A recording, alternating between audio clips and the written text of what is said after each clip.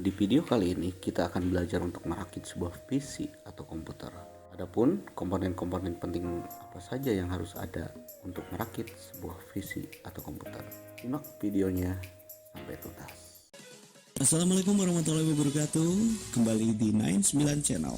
Apa kabar sobat YouTube sejagat raya? Komponen penting untuk merakit sebuah PC atau komputer yang pertama adalah power supply atau PSU yang berfungsi mengubah arus AC dari PLN menjadi arus DC dan mensuplainya ke komponen-komponen penting pada komputer. Untuk hitam dan kuning itu adalah arusnya arus DC 12 volt. Kemudian untuk hitam dan merah arusnya 5 volt.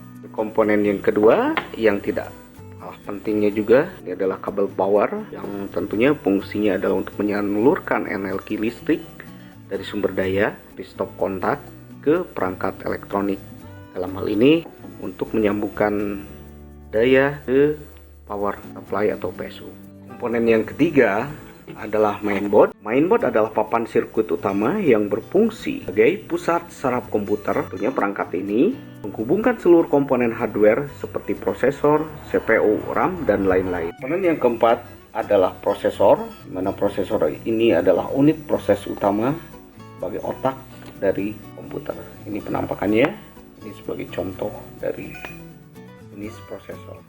Perangkat yang kelima adalah RAM, Random Access Memory, yang fungsinya adalah menyimpan data sementara dari aplikasi atau sistem yang sedang berjalan. Makin gede kapasitas sebuah RAM, maka akses dari komputer itu sendiri makin kencang. Komponen yang keenam adalah SSD atau juga hard disk yang tentunya bersifat atau berfungsi untuk menyimpan data pada perangkat komputer atau laptop.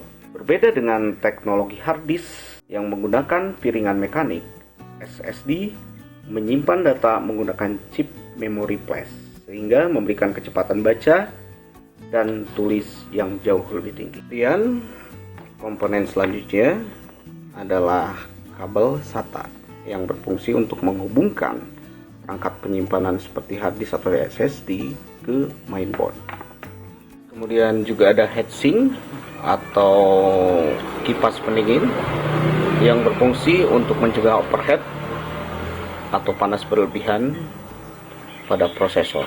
Kemudian ada monitor yang berfungsi sebagai perangkat output untuk menampilkan visual. Komponen tambahan keyboard dan mouse sebagai perangkat input.